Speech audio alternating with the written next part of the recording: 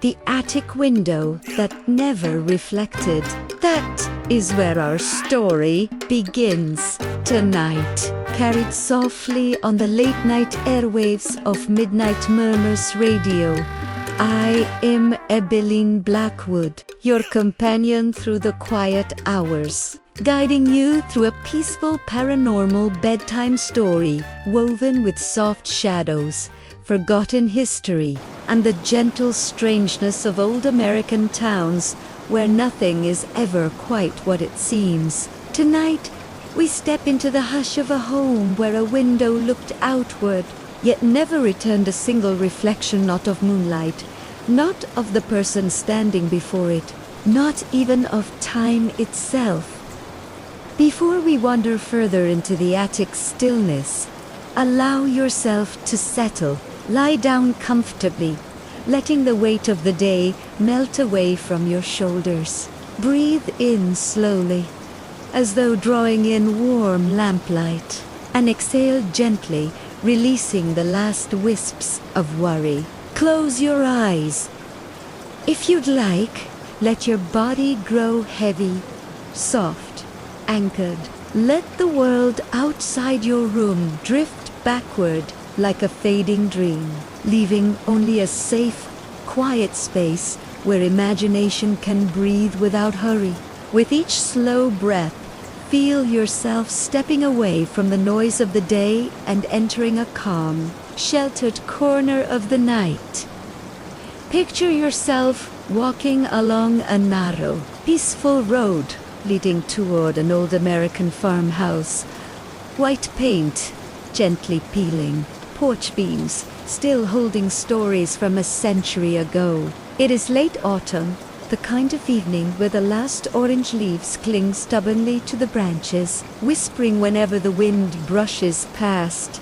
A festival banner, a remnant from the recent Halloween parade downtown, flutters softly against a lamppost. Everything is calm, familiar, almost cozy, but there is an undertone, a soft rhythmic hum of something forgotten, something waiting.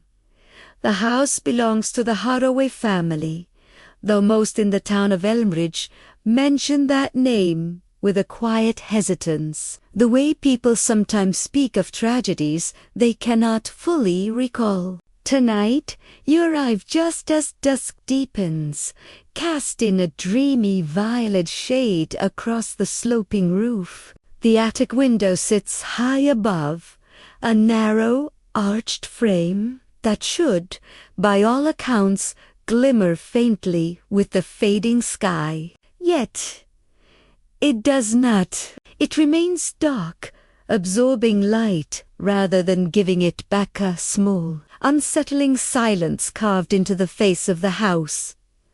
Inside, the air is warm with the scent of old cedar and weathered paper. The floorboards creak gently beneath your steps, not in warning, but in a familiar, comforting way, as though greeting you. You imagine the house has seen countless seasons, families gathering for Thanksgiving dinners, quiet winter nights of candlelight and prayer, and summers filled with fireflies drifting beyond the porch. Though peaceful now, you sense echoes beneath the calm, not malevolent, but layered, like memories stacked in an attic trunk.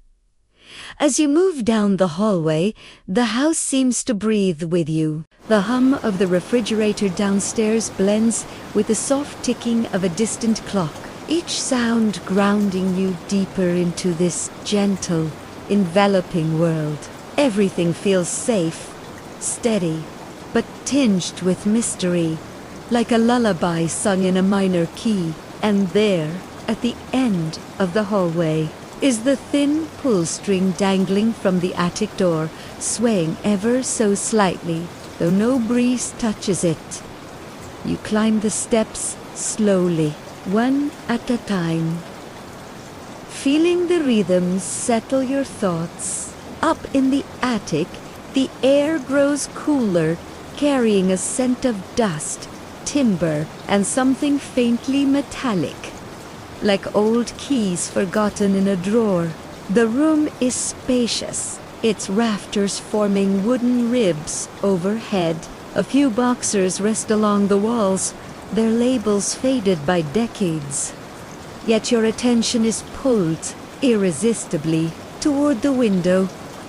It is larger than it had seemed from outside, framed in dark mahogany. Moonlight should wash across it in a pale silver wave, but instead the glass sits in perfect darkness, as though holding night within itself. No reflection greets you, not of your face, not of the dim lantern lamp behind you, not even of the attic's shape. It is void stillness, smooth and silent, and yet, standing before it, you feel neither fear nor threat, only curiosity, only the gentle, magnetic pull of something ancient, something waiting to be understood. Stories in Elmridge whispered that the window was installed by the house's first owner, a Civil War widower who believed the attic to be a place where the living and the remembered could meet. Some said he crafted the window to face a very particular direction toward a grove once used for All Hallows' Eve gatherings by early settlers, a place where lanterns were lit to guide wandering spirits home. Others believed the glass itself was forged from river sand touched by lightning, capturing a moment where earth and sky collided. Whatever the truth, the window never reflected. Instead, it absorbed, held, kept on. You raise your hand toward the surface, not touching, just near enough to feel the faintest difference in temperature, like cool breath meet in your skin, and for a moment, the stillness deepens. The air thickens slightly, as though the attic itself is listening with you. Not frightening, simply aware. As the story fades for tonight, allow yourself to drift into a peaceful sleep, knowing the attic's quiet mysteries will wait patiently for you to return. The attic remains still around you, the air dim and velvety, as though the darkness itself has softened to let you stand here without fear. You breathe slowly, your chest rising and falling in a calm, steady rhythm that seems to sync with the old wooden beams overhead. This is the moment where the night deepens, not into danger, but into mystery, a gentle unraveling of the veil that separates the familiar from the quietly supernatural. And through it all, the attic window waits, silent and unreflective, like an eye that has chosen not to blink. Downstairs, the Haraway house murmurs with small domestic sounds, pipes shifting softly with the cooling air, a distant radiator ticking in a peaceful pattern, and the faint whisper of leaves brushing against the siding. Outside, these sounds cradle you, grounding you even as your senses stretch toward the unusual presence before you. Nothing feels rushed. Nothing feels threatening. You are simply standing at the edge of an old story, one that has lived here long before your footsteps ever touched these floorboards. You take another slow breath. The attic light behind you glows faintly, casting a warm halo on the wooden floor. Yet even this does not appear on the window's surface. Instead, the glass remains as dark as a shuttered well. You try shifting your position slightly, leaning a bit to the left. Nothing. To the right. Nothing. Still. The window refuses reflection the way some secrets refuse to be spoken. There is a calmness to the refusal, a quiet resoluteness that feels neither hostile nor cold. It simply is. a constant truth of this house. You sense that generations of Harroways have stood here, puzzled, whispering, wondering. Perhaps a young child once pressed their cheek against the glass, confused why they could not see their own face. Perhaps a curious teenager once shone a flashlight at it, only to find the beam vanish into its depth.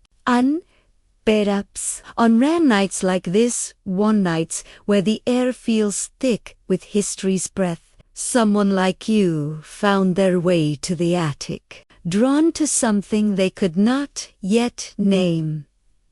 As you watch the window, a soft vibration hums beneath your feet, the subtle tremor of a passing freight train on the tracks beyond Elmridge's tree line. Its distant, low rumble carries through the floorboards, through the rafters, and through you like a slow heartbeat. The sound is comforting, grounding, a reminder of the world continuing outside this pocket of stillness. You imagine the train pushing through the night, its headlights carving through the mist, rolling across the fields, carrying stories from town to town. Perhaps its whistle, faint and mournful, was once the soundtrack of lonely nights for the old widower who built this house.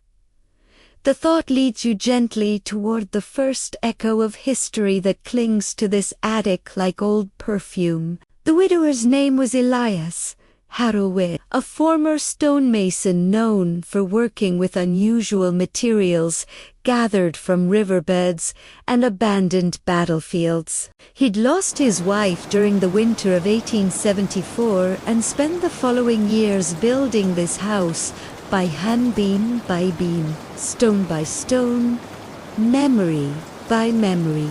Locals said he believed walls could protect the living, but windows were for conversations with what remained after loss.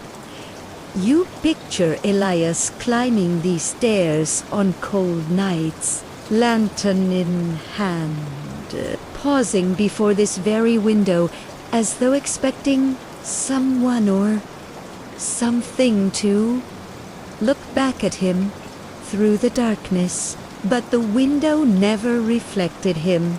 Instead, it absorbed his lantern light in a slow, deliberate way, as if drinking it in. Some nights, neighbors swore they saw a soft glow emanating outward from the attic, though Elias claimed no lantern was lit. People wondered if he was conversing with memories, or if memories were conversing with him. You step a bit closer now, your own breath clouding faintly in the cooler attic air. The glass remains silent, smooth, and deep. Not empty, just unreadable, like ink before it becomes words. You lift your hand again, slowly, gently, letting your fingers hover inches above the surface. The air is colder here, but only by a whisper. It feels alive in some subtle way, as if listening for something you haven't yet said.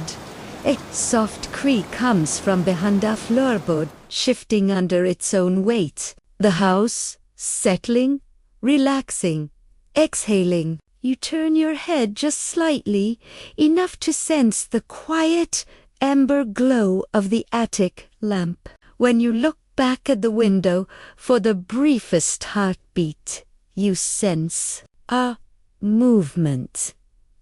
Not seen directly, but felt, like the faint ripple on still water when something small touches its surface. Yet the glass remains dark, still refusing reflection. You breathe, slow and steady. This attic, this house, this window, they hold stories patiently. They reveal themselves gently, in whispers rather than warnings. Tonight is only the beginning. As your breath settles once more, you feel the peace return in waves, soft as cotton drifting through autumn air. Thus the story fades for now. Allow yourself to drift deeper into calm, as though sliding slowly into warm, drowsy shadows where sleep begins to gather. The attic holds its breath with you, settling into a silence so soft it feels almost woven thread by thread into the wooden beams above. You stand before the window that never reflects, its dark glass, like a well that has forgotten the sky. Yet there is no fear here, only curiosity, only the slow, gentle pull of something ancient and patient, like a hand reaching through memory rather than time. You exhale, a slow ribbon of warm air dissolving into the attic's cool stillness. The air around you feels heavier now, not oppressive, but weighted with meaning, like dusty books whose pages have absorbed stories whispered into them long after midnight. Every part of the attic, the boxers stacked carefully along the walls, the long slanted boards, the quiet corners where moonlight should gather but doesn't seem to lean in slightly, as though listening alongside you. The house below remains calm. A faint hum from the old heater blends with the soft rustle of a breeze slipping beneath the shingles. Somewhere outside, a dog barks once, distantly, its voice fading quickly back into nighttime quiet. Everything around you remains grounded in the world of the living. But this quiet attic, it feels like a threshold, a place where two sides of something unseen brush close enough to sense, but not to touch. You allow yourself to move slowly, carefully, tracing your fingers along the wooden frame of the window. The wood is smooth in some places, splintered in others, carrying the uneven memories of decades spent beneath changing seasons. As your fingertips travel the frame, you notice a faint, nearly invisible unless the light hits it just right. It's a small mark, perhaps an initial, a single letter. E. Ilias Heraway de Widower, the builder of this home. The man who climbed these steps long before electricity warmed these rooms, long before Elmbridge grew into the calm town it is now.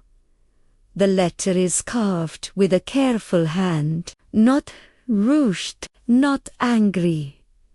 Angry, a single initial carrying the quiet loneliness of someone who once stood exactly where you stand. You imagine him tracing the wood with tired fingers, perhaps hoping his wife would appear where his own reflection should have been. It is easy to picture the grief settling on his shoulders like snow. Easy to imagine him staring into the window's darkness for hours, waiting for answers he was never certain would come. You take another slow breath. The attic light flickers once softly like a candle being nudged by a passing breeze, yet no wind touches your skin. The air remains still. UNMOVING. Your attention returns to the void-dark glass. Something feels different now. Not a change in the surface, still dark, still refusing reflection, but a change in the atmosphere around it, like a string being plucked in a distant room. A resonance, subtle but unmistakable. You lean closer, not out of compulsion, but out of calm, gentle curiosity. The darkness behind the glass seems deeper now, like a night sky without stars. And within that depth, you sense not sea, but sense a faint motion. Not erratic, not frightening, more like a slow drift, the way fog moves along a riverbank, or the way memories rise when one is just on the edge of sleep. You blink once, the motion fades. Or perhaps it was never truly motion at all. Perhaps your own breath made the darkness stir. Perhaps the attic light shifted in a way too subtle to notice. Or perhaps the window was simply acknowledging your presence, the way old rooms sometimes do. You let your shoulders relax, letting your body grow heavier, more settled into this space, the warmth of your breath, the gentle beating of your heart. The softness of your steps each brings you deeper into this moment, where calm and unease weave into one steady rhythm. Behind you, the floor creaks again, not sharply, but like an old friend turning in their sleep. The house feels aware, but not alert, watchful, but not wary. It feels as though it wants you here, or at least it is willing to let you listen. Your gaze drifts away from the window for a moment, tracing the attic interior. You notice a trunk in the corner, its leather straps cracked with age. A thin layer of dust lies upon it, except for a single streak where someone recently brushed their hand across its lid. Perhaps Caroline Haraway, the current owner, perhaps someone else. The streak is too clean, too purposeful to be accidental.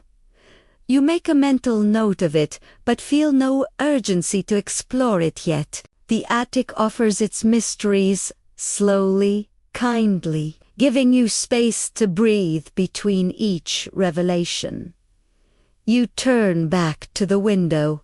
The darkness within it looks unchanged, serene in its refusal to reveal anything but its own silence. You breathed once more, letting the calm settle over you like a soft blanket. Everything is slow here. Everything is gentle. Even the unknown feels padded, cushioned, softened by the quiet embrace of night. This is how the house wants to speak, not in shouts, but in whispers. As the story softens, for now, allow yourself to rest in the quiet glow of curiosity and comfort, sinking deeper into stillness, letting sleep gather like warm dusk around you.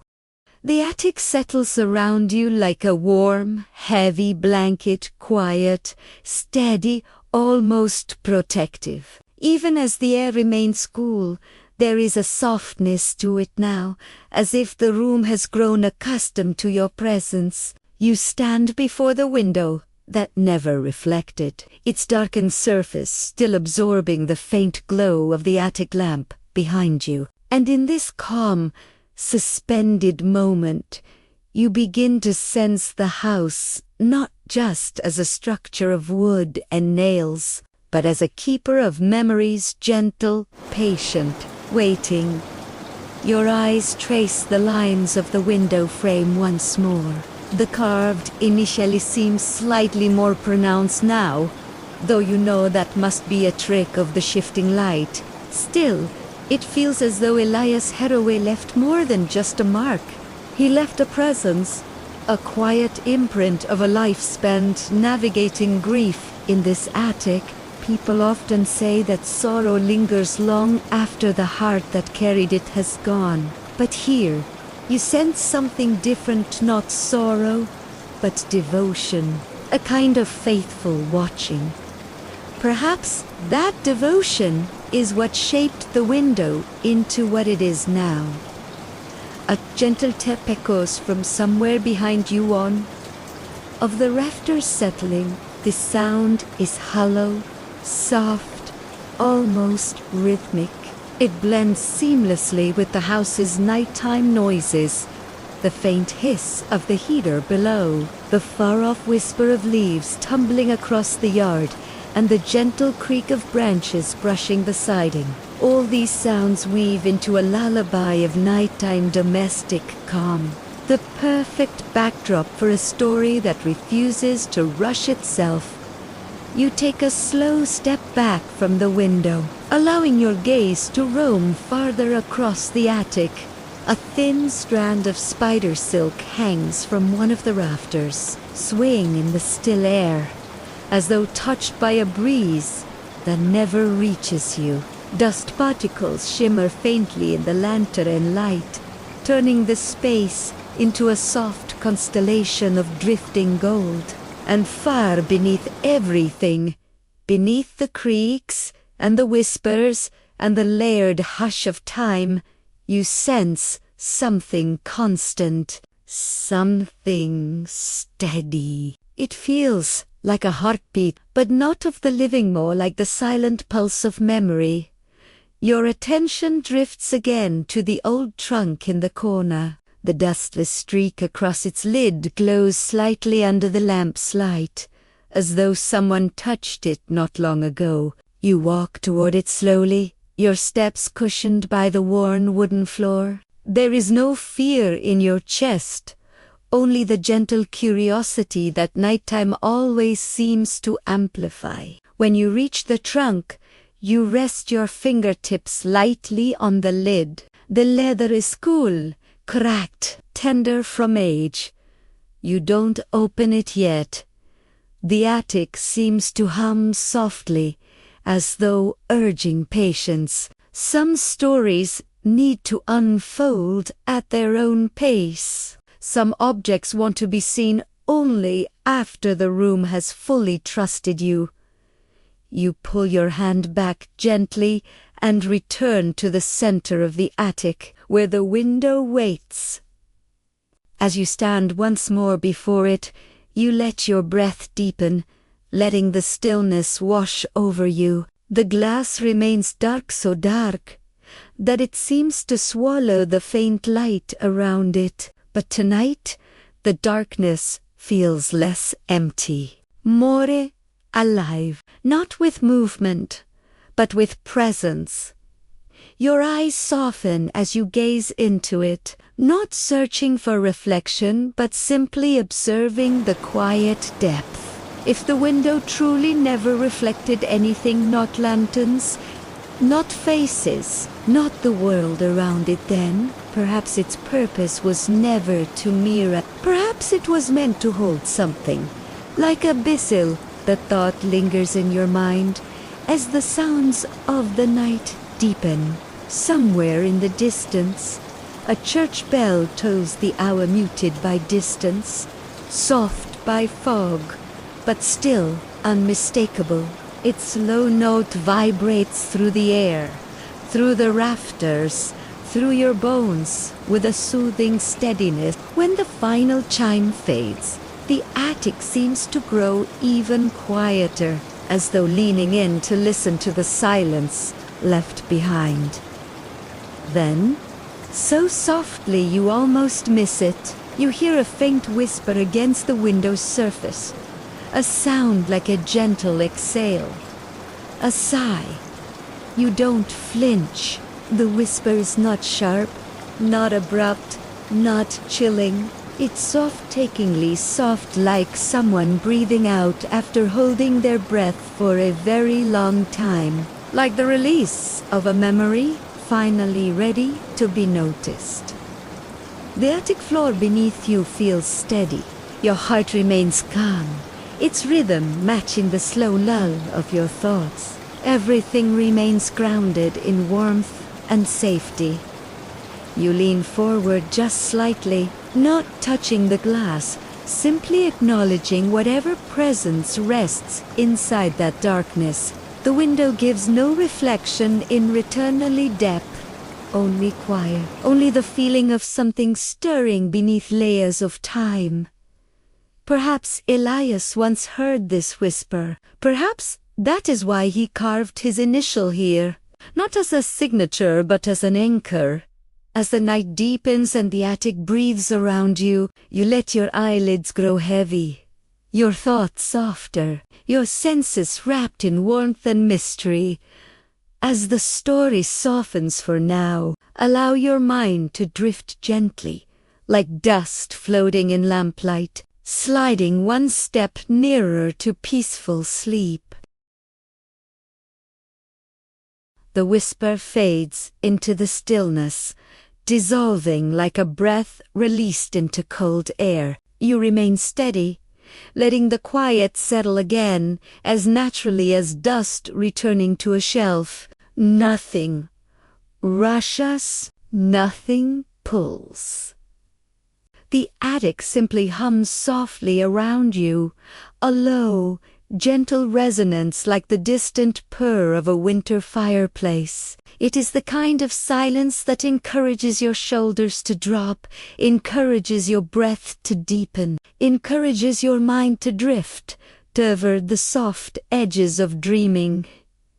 You stay close to the window, not because it demands it, but because something about it feels inviting, not in a beckoning way, but in the way an old photograph invites a second, lingering look. There is comfort in that darkness, strange as it seems. Comfort in knowing that the window has held its quiet vigil for over a century, asking nothing, showing nothing, simply absorbing the passing of time without judgment.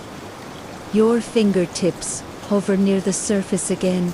You imagine what this glass has witnessed thunderstorm, rolling across the fields long before the town installed electric street lamps, lanterns carried by trick-or-treaters during the earliest Halloween gatherings of Elm, harvest festivals where families danced to fiddles and banjos beneath wagon wheel chandelier, and long winter nights where snow piled against the farmhouse walls, muffling the world into something soft and dreamlike. The Haraway attic has been a keeper of seasons. Perhaps the window has been a keeper of something deeper. Your breath fogs just faintly in the cool air, though the temperature has not changed much. The fog drifts upward for a moment before thinning away. The attic lamp flickers again so gently you might mistake it for your own tired eyes. You blink slowly, letting the calm seep deeper into your body. Everything feels soft, hushed, as though wrapped in the cotton-like quiet of early snowfall. Then dash. Just as you begin to let your gaze drift away from the window, you notice something subtle. The darkness is not uniform tonight. It is faint, so faint that you must resist the urge to lean too close. In the center of the glass, barely visible, sits a lighter shadely, a shadow of a shadow, a shape not defined by edges, not held by lines, more like an impression, a smudge of pale gray drifting in the murk. You don't tense, you don't startle. The sight arrives with the same softness as everything else in this attic.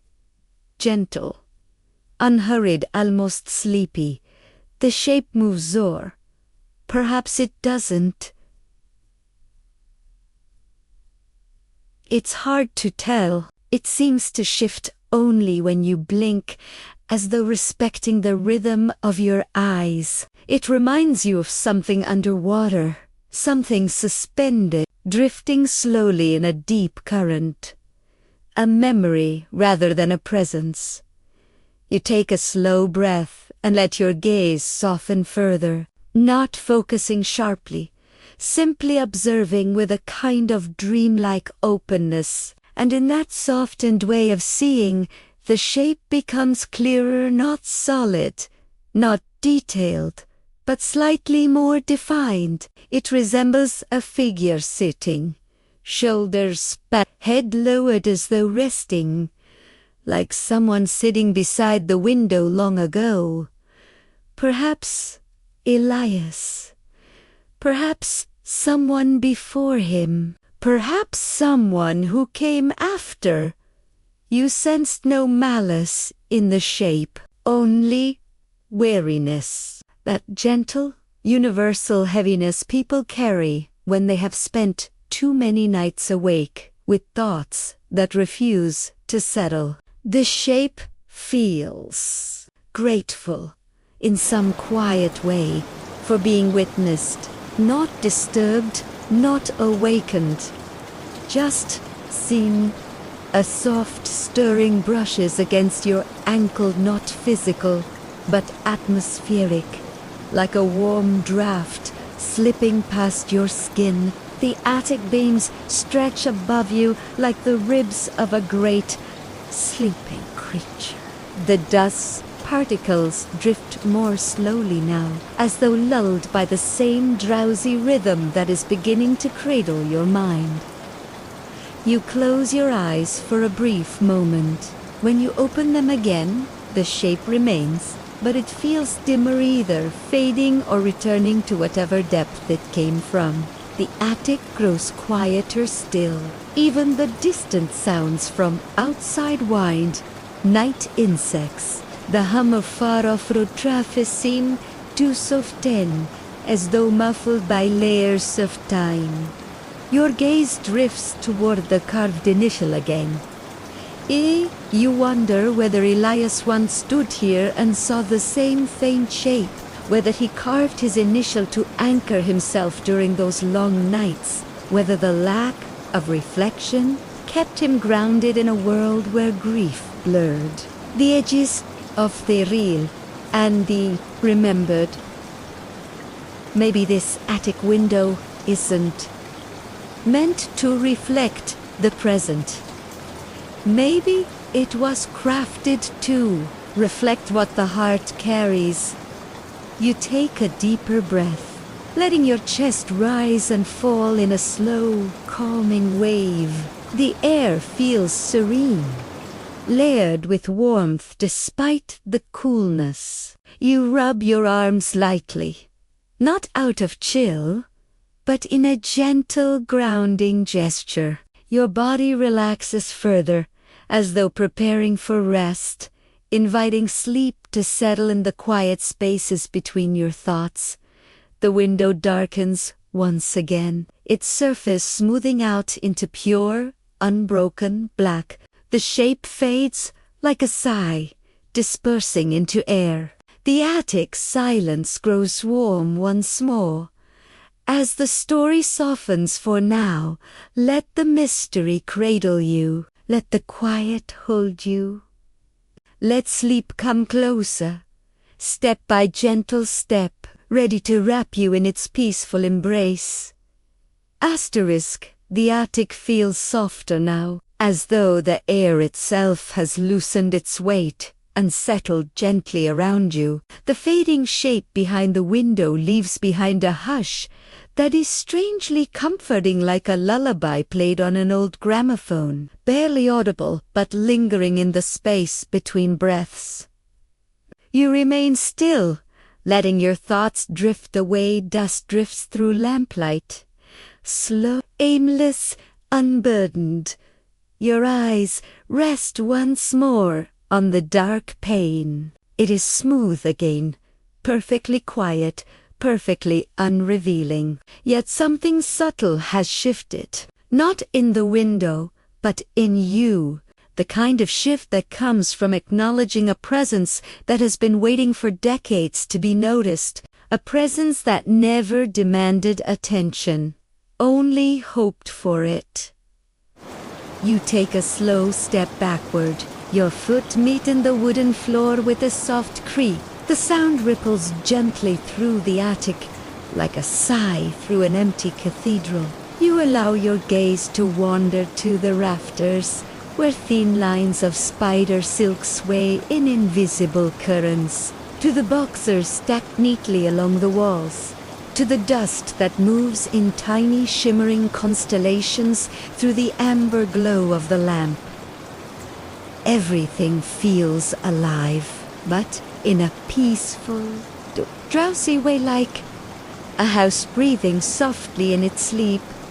You lower yourself to sit on a wooden beam near the window, the wood warmed faintly by the lamplight. From here, the attic looks broader.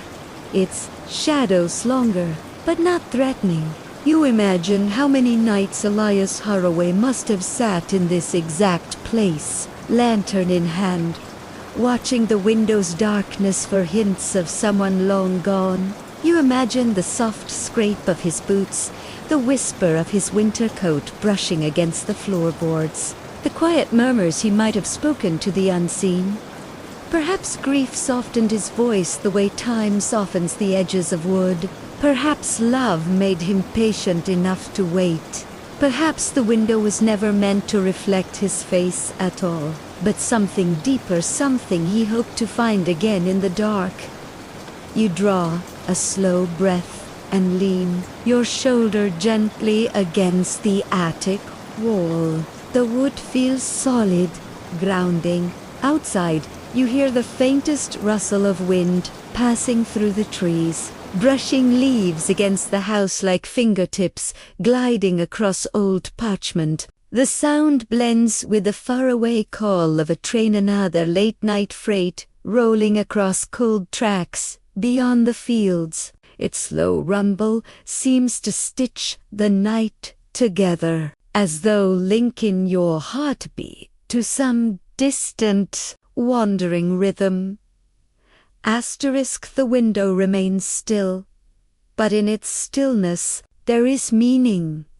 You close your eyes for a moment. When you open them again, the attic lamp flickers softly just once, like a candle acknowledging your presence. The shadows shift with the movement, deepening along the floorboards, stretching upward along the slanted roof. For a heartbeat, the darkness around the window seems to pulse but gently, as though exhaling rather than moving.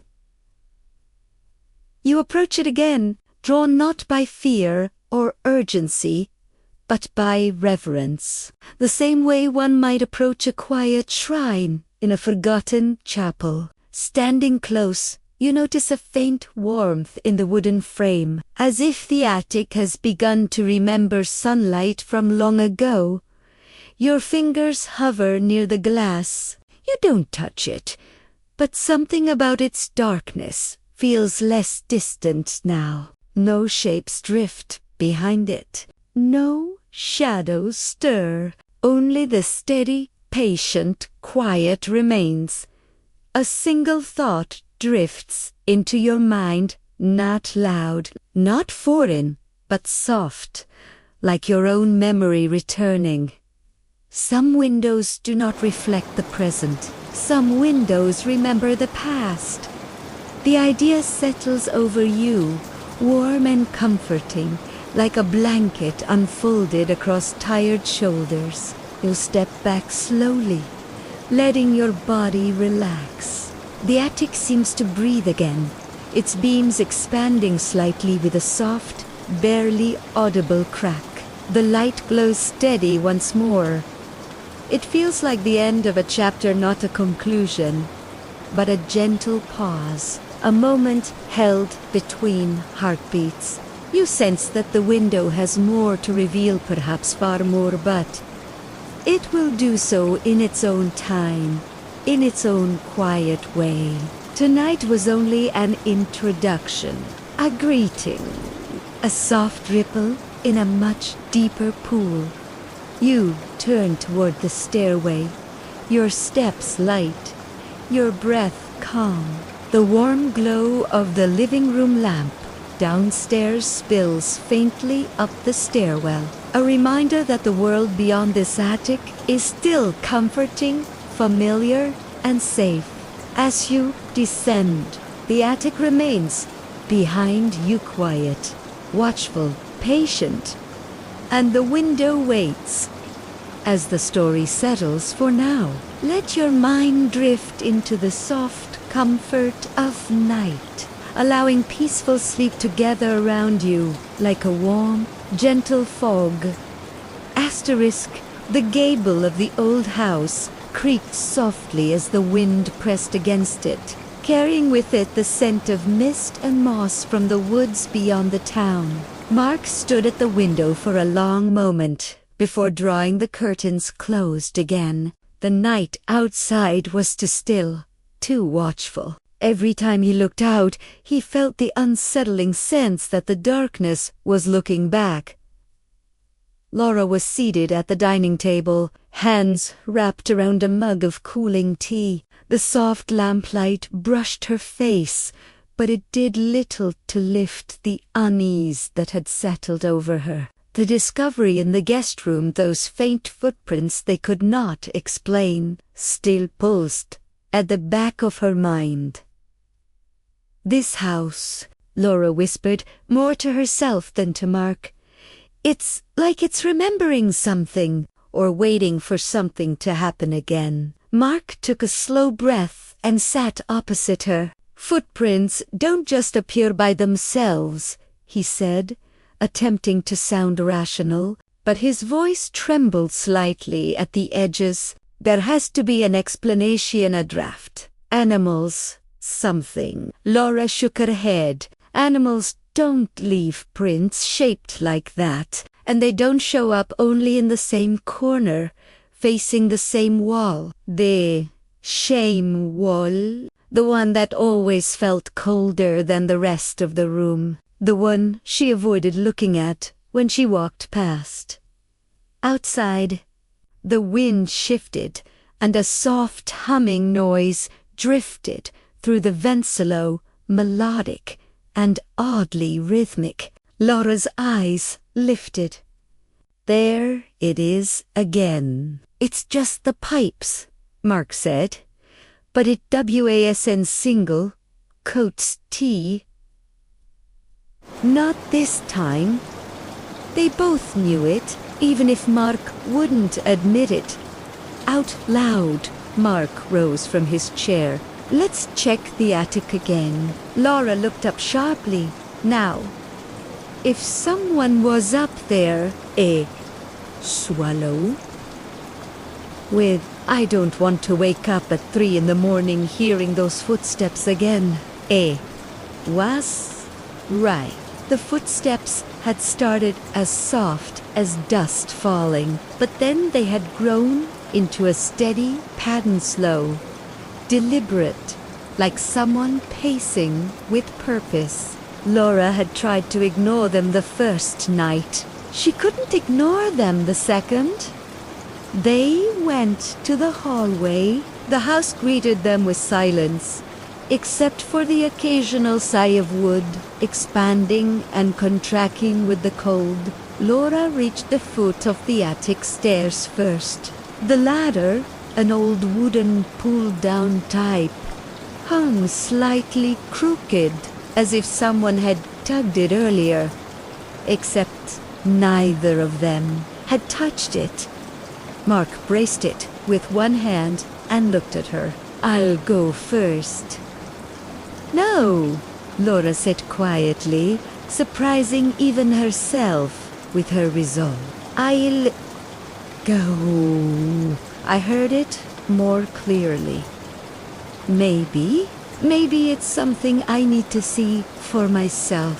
She lifted the flashlight and moved up the steps. Dust rose around her shoes, illuminated in swirling motes by the beam. The air grew colder as she climbed, until she felt her breath tighten. The attic door was slightly ajar. Her hand hesitated on it for just a second before she pushed.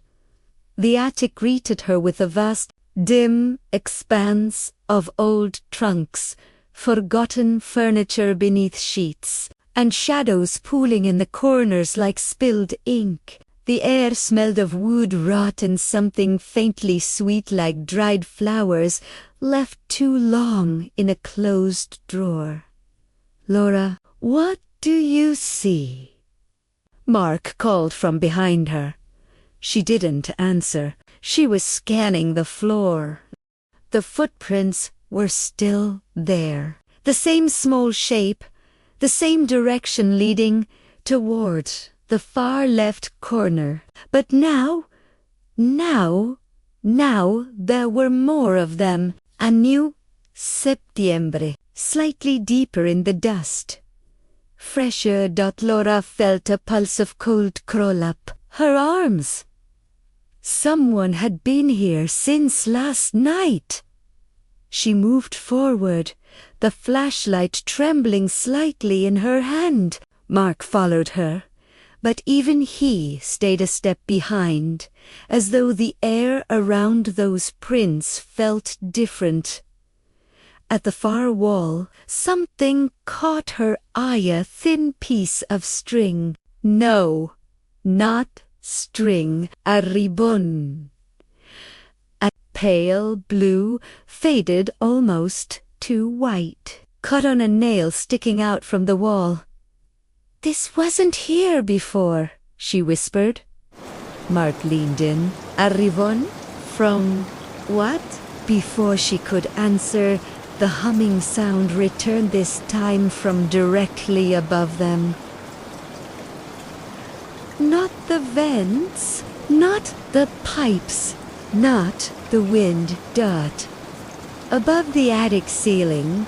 Laura slowly lifted the flashlight toward the beams.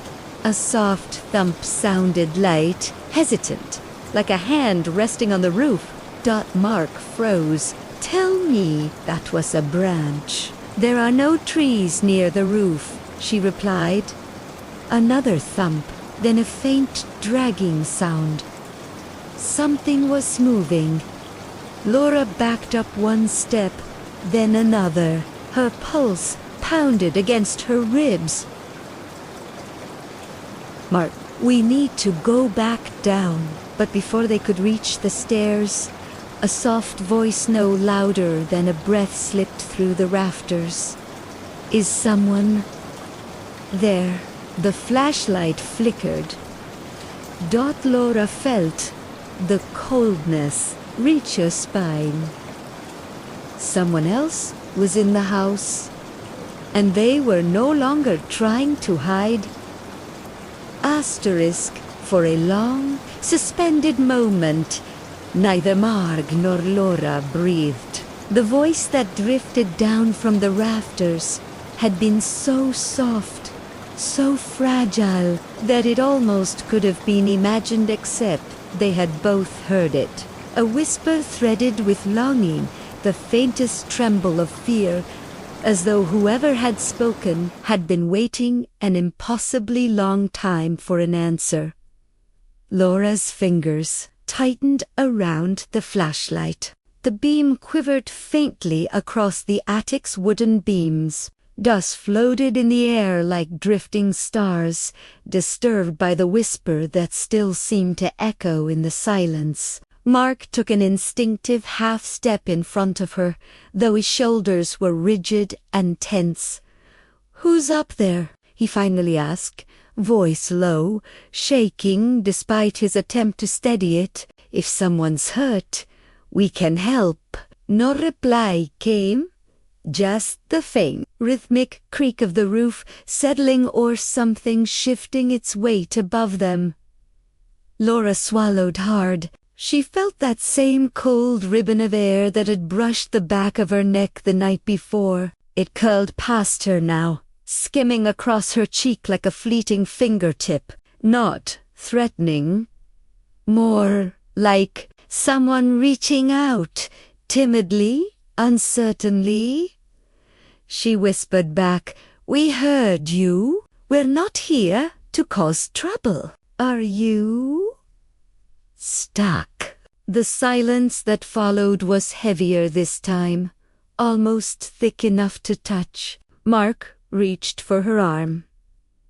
"Laura, let's go downstairs. We shouldn't be up here." If someone, a small, hollow tapping sound echoed from the far corner of the attic. Tap, tap, tap, tap, 3 taps, evenly spaced, like a coded message. Laura turned toward it, lifting the flashlight. The beam fell across the wall where the footprints had led, the coldest wall in the attic, the one that never quite seemed to belong to the rest of the house. A faint pattern was emerging on it. She stepped closer, eyes narrowing. Mark tried to pull her gently back, but she shook her head. "It's okay," she murmured. "I don't think it wants to hurt us." The pattern became clearer as dust drifted from the boards. Something had run a small hand down the planks, leaving pale streaks, like a child tracing lines in frost. Laura's breath softened. "It's trying to show us something." Mark, exhaling slowly, tried to find reason in any of it. "Laura, we're in an attic, in a house we barely know. Following what footprints and whispers? This isn't normal. We should call someone." But who would they call? The police? And say what, that the attic floor had been touched by invisible hands, that a non-existent child's voice had spoken from the roof? No one would believe them, not without proof. And something in Laura's gut told her that whatever was happening now would not happen again if they brought in strangers. It felt personal, deliberate, woven with intention. Laura stepped back from the cold wall, her breath drifting in a faint mist despite the attic being fully enclosed. Something about this part of the house held a memory, an old, unmoving breath of the past that refused to fade. Mark remained beside the window, staring at his hand as though unsure he'd really felt warmth on that pane of glass. "Laura," he stuttered, voice low. "That girl you saw, you sure it wasn't your reflection or the flashlight bouncing off something?" She shook her head slowly. "No. She was too clear, and she wasn't looking at me, she was looking past me. As if I wasn't the one she wanted." A soft draft spiraled around her ankles, weaving between scattered trunks and forgotten furniture. The attic was alive in a way it hadn't been before. It felt aware, almost listening. Mart stepped closer. "You said she looked like a child." "Yes. Maybe 8 or 9. Laura's voice softened, touched by something she didn't quite understand. She looked lonely. The air shifted again. A faint tapping resumed, no longer from a corner, but from beneath the attic floorboards. Slow, gentle, rhythmic, like someone knocking from below, trying not to startle them. Tap, tap, tap, tap, tap. "Okay," Mark whispered tightly. "That's not normal. That's under us." Laura crouched, pressing her ear to the wooden floor. The boards were freezing cold beneath her cheek. But beneath that coldness was something else, a trembling vibration. Subtle, delicate, like the faint hum of a distant lullaby. "It's her," Laura murmured. "She's trying to guide us. She wants us to follow." Mark blinked. Follow. Downward into the main floor. Or Laura's eyes lifted toward the cold wall. "No. Into whatever is behind this." She brushed her hand along the boards again. The wood felt uneven, almost bowed inward, as though time had worn it differently from the rest of the attic. She pressed lightly, and a hollow sound answered her.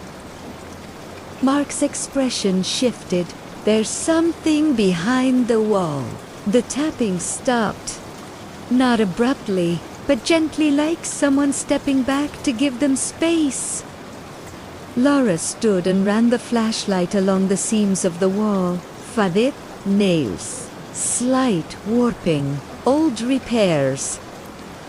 Something had been covered up here long ago. She moved to the center of the planks, feeling for a loose board. Her fingers caught on one, a small, splintered edge barely visible. She eased her fingertips around it and pulled. The board moved not much, but enough.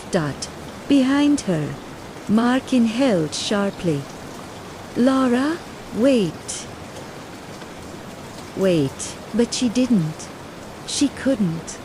Not when the attic felt like it was holding its breath for her next action. The board came free with a soft groan, releasing a thin cloud of dust that glimmered in the light. Behind it, darkness yawned a narrow pocket in the wall, just large enough for a child to hide in. Laura leaned closer. Inside this small, hidden cavity lay an old notebook. Its cover faded and edges frayed. Beside it was a tiny wooden figure hand carved childish, its paint chipped and worn. A doll. Simple. Innocent. Forgotten. Laura reached in with trembling fingers and lifted both objects carefully into the open air. The attic reacted. A breath rushed through it, not cold this time, but warm, soft, almost grateful. The boards seemed to sigh. The faint humming Laura had felt earlier deepened, as though a memory had been released from confinement. Mark ran a hand through his hair, eyes wide. "Those things. They've been here for decades." Laura nodded as she opened the notebook to its first page. The handwriting was small, looping unmistakably a child's. "My name is Abigail Hart. This is my attic. Mama says I can write my secrets here. The window upstairs never shows me. I stand in front of it, but it won't reflect me. Mama says it's just old glass. But I don't think so." Laura exhaled a long, slow breath. Her name was Abigail. Mark leaned in. "What do you think happened to her?" Laura continued reading. "Sometimes at night I hear them calling, soft at first, then louder. They say I have to hide, that someone is coming for me. Mama doesn't hear it, but I do." A faint shiver slipped through Laura's shoulders. Another entry read, "If the window won't show me, maybe it means I'm not supposed to be here. But I am. I know I am. And then one line pressed so deeply into the page it almost tore. "If anyone finds this, please don't forget." Laura's throat tightened. She was scared. Mark looked around the attic again, then at the small cavity in the wall. "And she hid in here. God, how long?" Laura closed the notebook gently. "She wants us to remember her. She wants someone to finish her story." A soft creak sounded above their heads.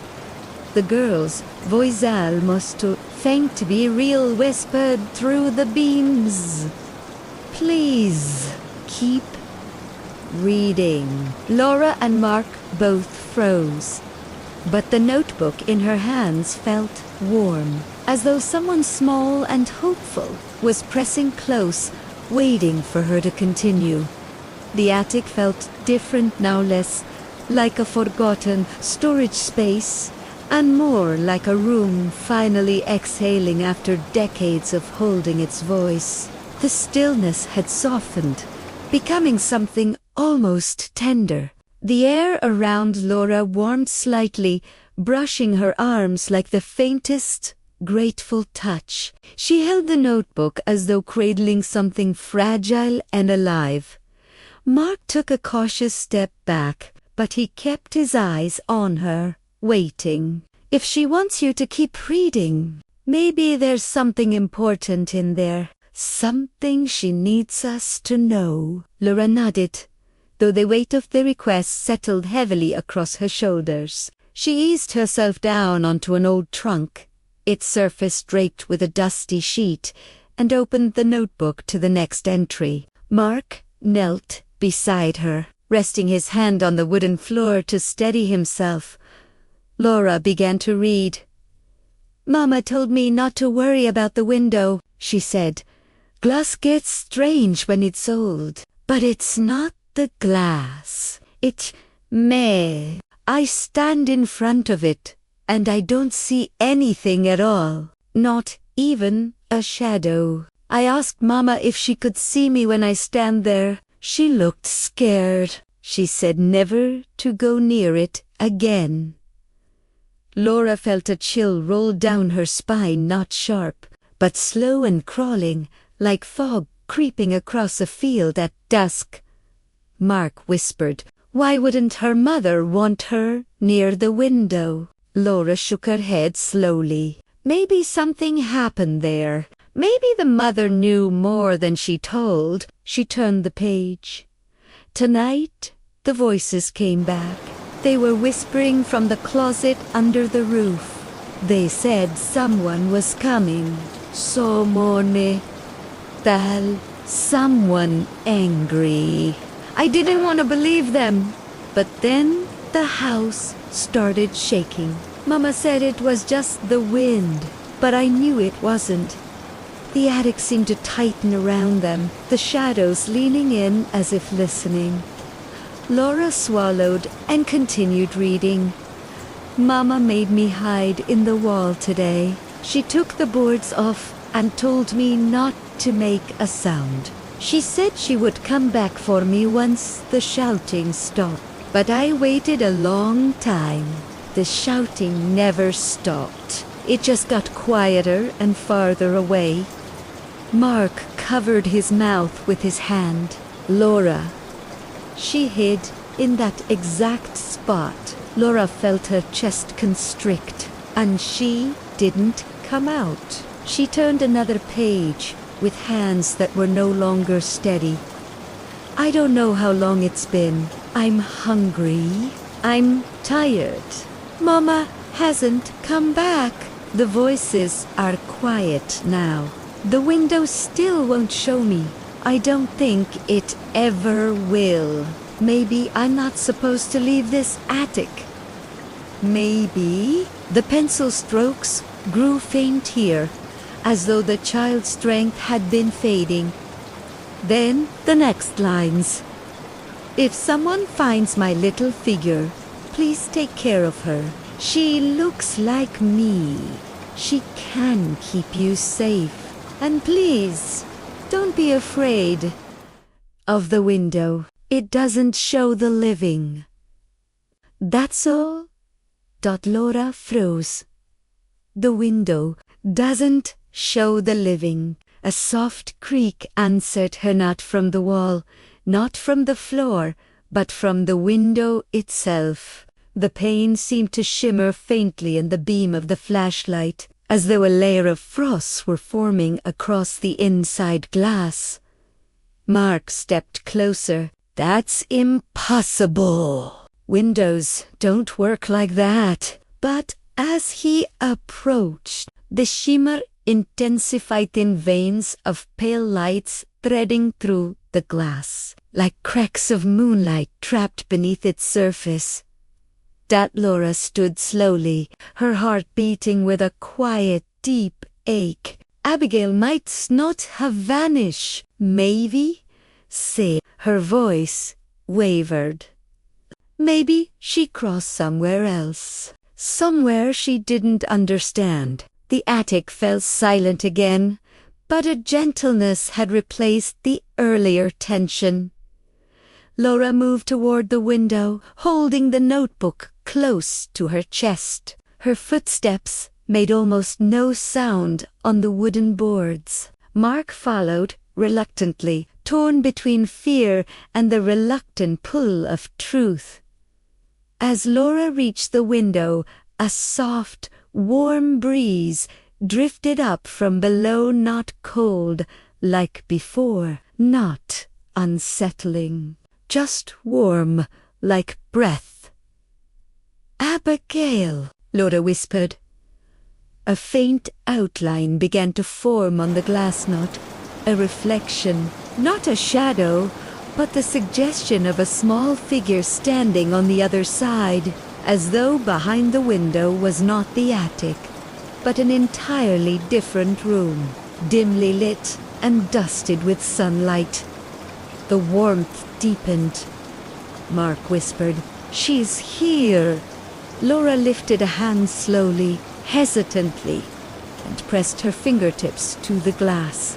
The pane glowed softly beneath her touch, and for an instant, just one, Fradal Harpishi felt a gentle pressure from the other side, as small and light as a memory. Reaching back, antennae faded, the outline dissolved, the glow dimmed, the warmth drifted away like a sigh.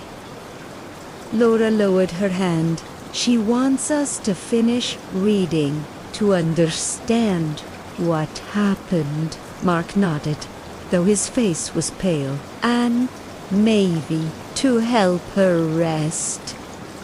Laura looked down at the small wooden figure in her other hand.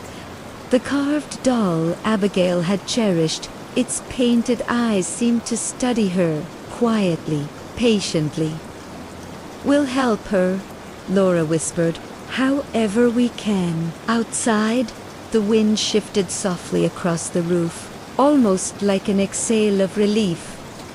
And in the beam of the flashlight, the attic window, though still clouded and old, seemed just a shade less lonely than before.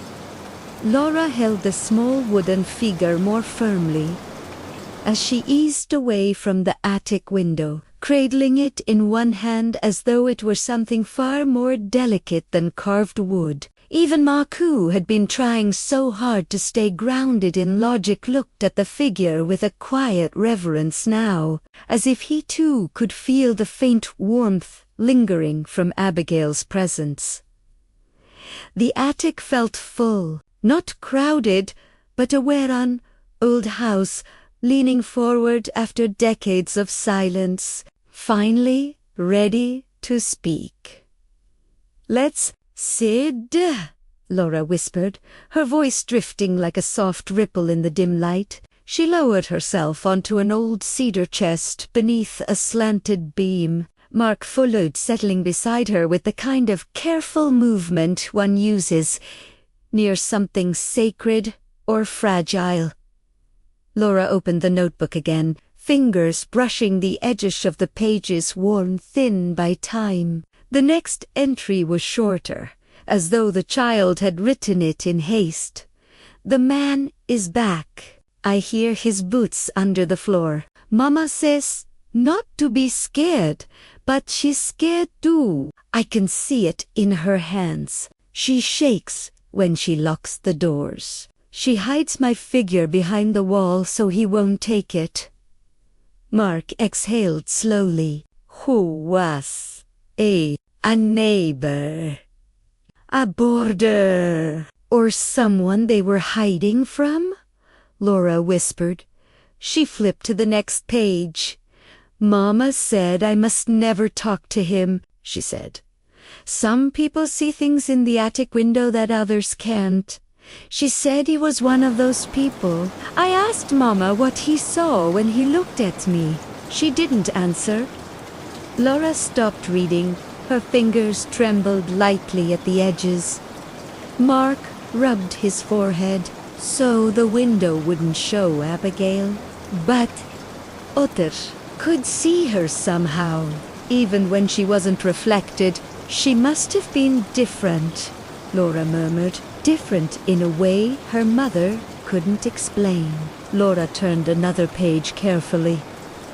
The handwriting wavered here, almost as though the pencil had been shaking in Abigail's small hand. "Mama said, we have to leave town soon. She says the man knows something. She didn't say what. She cried last night. I've never seen Mama cry. If I disappear, will anyone know? Will anyone remember me? Laura's throat tightened. She traced her fingertips lightly down the margin, imagining the child who had once sat in this attic, scared yet hopeful enough to write Dot.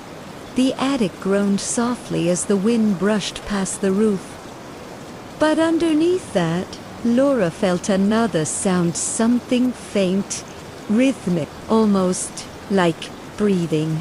Not threatening, not heavy, just present. A child's quiet patience. She continued reading. I tried going to the window today. I wanted to see if maybe it would show me now. Maybe things were different. It didn't. But I saw someone else. I don't know who. They were standing where I should be. Mark stiffened. Someone else. Another child. Laura shook her head. She doesn't say. The next entry began almost immediately, as though Abigail hadn't been able to stop writing. Mama says the window shows the truth, but not the truth of the living world. She said it shows who is still waiting, who hasn't crossed yet. Maybe that's why I'm not in it. A soft creak traveled across the attic, as if the beams were reacting to the words. Laura whispered. She thought she was meant to cross, even before anything happened. Mark stared at the wall where they had found the notebook, and she hid in there because her mother told her to. Laura nodded, eyes heavy with sorrow. And her mother never came back. The next few lines were messy, the pencil strokes thick, as if the child had pressed hard against the page in desperation. The man is inside the house. Mama told me to hide again. She said she will come back this time. Se promiseth. I believe her.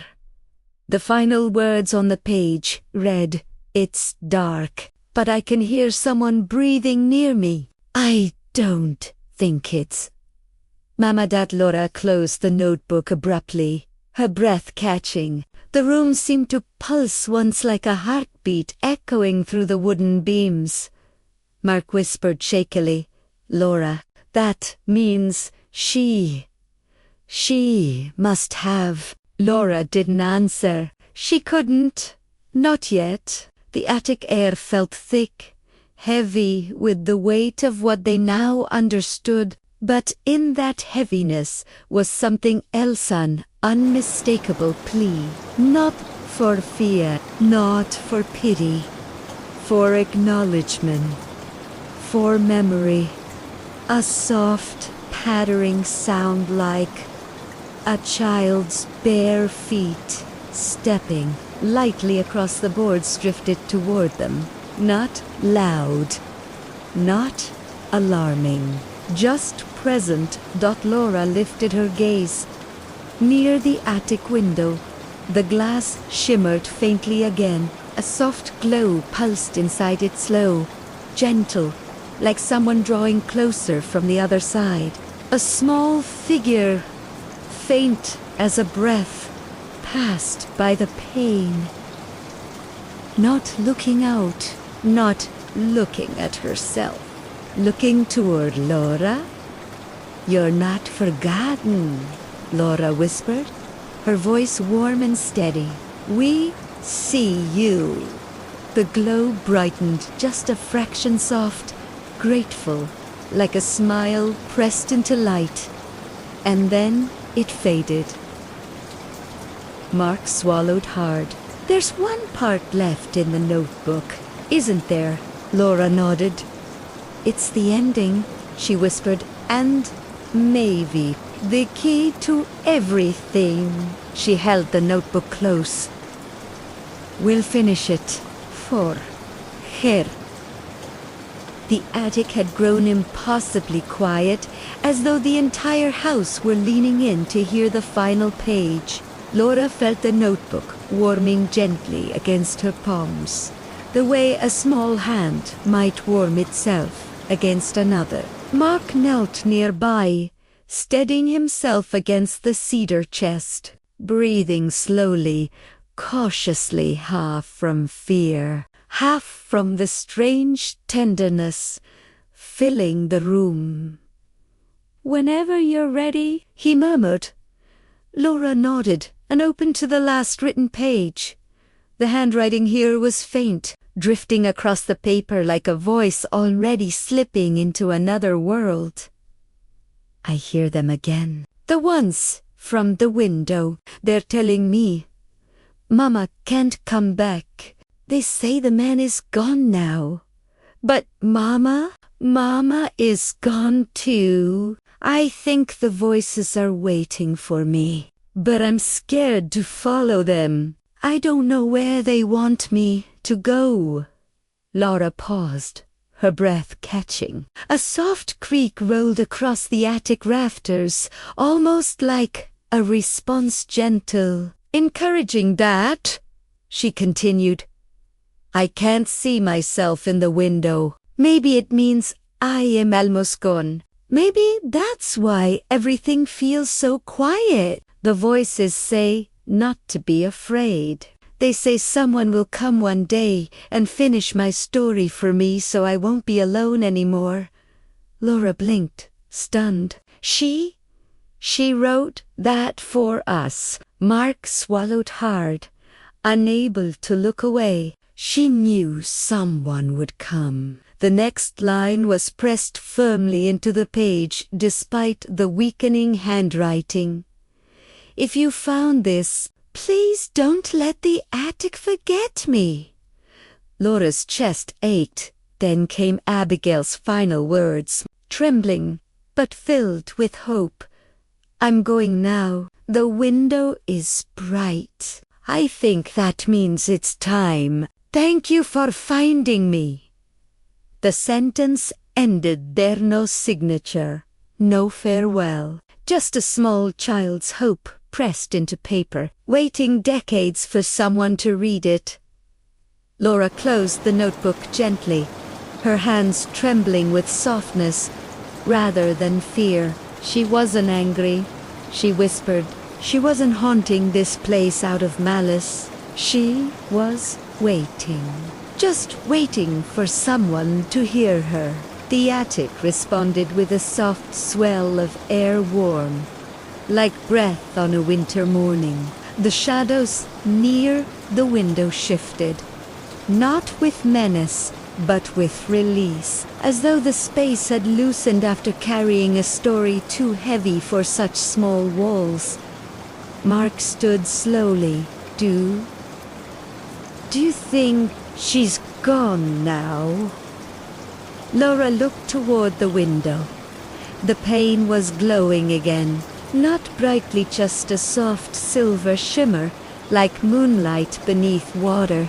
A faint figure flickered behind it, the small outline of a girl, her braid falling over her shoulder, her dress rippling like mist, but this time she wasn't staring out with longing or fear. She was smiling, a small, grateful smile. Laura stepped closer, her movements slow and deliberate, her voice a warm whisper drifting through the still attic. "You're not forgotten anymore, Abigail." The girl's silhouette brightened, then faded like a breath dissolving into dawn. The window went still. No glow, no outline, just quiet glass. At last Mark released a breath he had been holding. She crossed. She really did. Laura nodded and knelt to place the wooden doll gently back into the small cavity in the wall. Not buried, not hidden, just resting where Abigail had once kept it safe. As she slid the loose board back into place, the attic seemed to hum softly on Old House, settling into peace after a long, weary vigil. "We should tell someone," Mark murmured, "about the girl, about what happened here." "We will," Laura said softly, closing the notebook and holding it to her chest. "But for now, let the house rest." Together, they walked to the attic stairs. The air felt lighter around them, the dust motes drifting lazily like tiny lanterns. Even the floorboards beneath their feet seemed to sigh in soft relief. As they descended at the bottom of the staircase, Laura paused and looked back. The attic door stood slightly ajar, and for the briefest moment, she thought she saw a small hand, just the faintest trace resting gently against the inside of the frame. A gesture of goodbye, and then it was gone. Laura whispered into the quiet hallway, "Sleep well, Abigail." Mark reached for her hand. "Let's go downstairs. We've got a lot to talk about." But Laura wasn't thinking about the mystery anymore, or the questions that still lingered in the old boards of the house. What stayed with her was the feeling of soft warmth against her fingertips at the attic window, the quiet gratitude, the sense of a lost voice finally being heard. As they walked toward the living room, Laura felt her own breath ease, as though she too had been carrying something heavy she could finally set down. The house, once tense and watchful, now felt like a place where someone small and forgotten had finally found her way home. And as the story of the attic faded gently into silence, Laura's voice drifted softly into the stillness. As the story fades, allow yourself to drift into a peaceful sleep. And with a calm, closing breath, she whispered to the listeners beyond, "If you enjoyed tonight's tale, don't forget to subscribe and support the channel. Your presence keeps our midnight stories alive."